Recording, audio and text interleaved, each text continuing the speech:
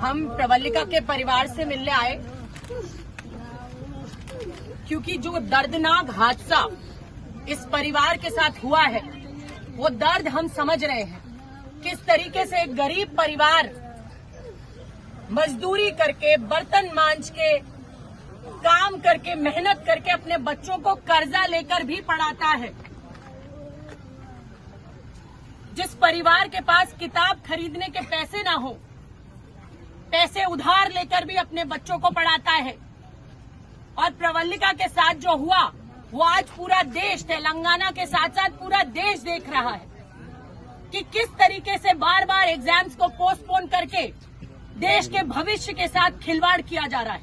और प्रवल्लिका जैसी बेटियों को सुसाइड करनी पड़ रही है, देश के भविष्य को सुसाइड करनी पड़ रही है। आज ये गरीब परिवार तड़प रहा है, रो रहा है, बिलख रहा है, अपनी उस होनहार बेटी को खो चुका है। शायद ये दर्द कभी इनके दिल से न निकले, लेकिन इस दर्द में नमक छिड़कने का काम जिस तरीके से केसीआर सरकार की, बीआरएस की पुलिस ने किया है, प्रवल्लिका के चरित्र पर उंगली उठाकर, ये बेहद शर्मनाक है। हाउ डेयर दे, उनकी हिम्मत कैसे हुई एक बेटी के चरित्र पर उंगली उठाने की। वो बेटी, वो कहते हैं कि वो पढ़ाई और तैयारी नहीं कर रही थी। देखिए ग्रुप 2 की किताबें, क्या लिखा है इस पे? प्रवल्लिका की राइटिंग में लिखा है। यार जिससे मेरे हाथ में नहीं है, इनके हाथ में, इनके हाथ में, इनके हाथ में। एक बेटी जो गांव से मेहनत करके कुछ बनने के लिए, अपने परिवार को पालने के लिए शहर में जा रही है, ये सरकार उनके चरित्र पर उंगली उठाती है, कहकर कि बॉयफ्रेंड की वजह से मौत हो गई। शर्म आनी चाहिए इस सरकार को। क्या देश की बेटियों की ये वक्त है? आज देश की बेटियां भविष्य संवार रही हैं, हवाई जहाज उड़ा रही हैं, बड़े बड़े प्रतिनिधित्व कर रही हैं, और ये देश की बेटियों को इन्होंने इस तरीके से समझा है। आज प्रवल्लिका ने अपनी मां को सुसाइड करने से पहले जो सुसाइड नोट लिखा, उसमें लिखा कि मां मैं गांव में तब आऊंगी जब नौकरी लग जाएगी।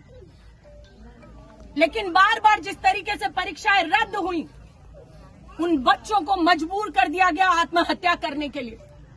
और ना जाने कितने सारे बच्चे आज प्रवल्लिका की तरह जूझ रहे होंगे, दिमागी परेशानी से, डिप्रेशन से। ना जाने कितने बच्चों के दिल में यह आ रहा होगा।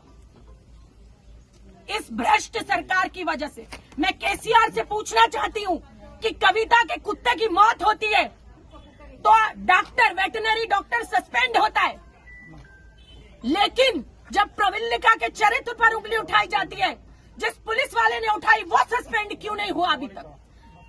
क्या प्रवल्लिका इस तेलंगाना की बेटी नहीं है?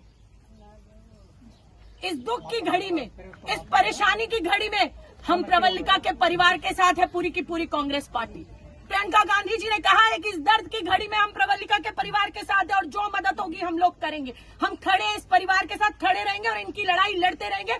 आप तेलंगाना की बेटियों के भविष्य के साथ, उनके चरित्र के साथ इस तरीके से खिलवाड़ नहीं कर सकते। इस परिवार को मदद मिलनी चाहिए सरकार से, कॉम्पनसेशन, और इनके भाई को नौकरी मिलनी चाहिए। यह हमारी डिमांड है इस सरकार से। या तो पूरी करिए, नहीं तो युवा से कह दीजिए आप नाकारे हैं, निकम्मे हैं, आप नहीं दे सकते तेलंगाना को कुछ। आप कह दीजिए कि नहीं दे सकते, भविष्य को, युवाओं को कुछ नहीं दे सकते। रेवंत रेड्डी जी बात कर रहे हैं।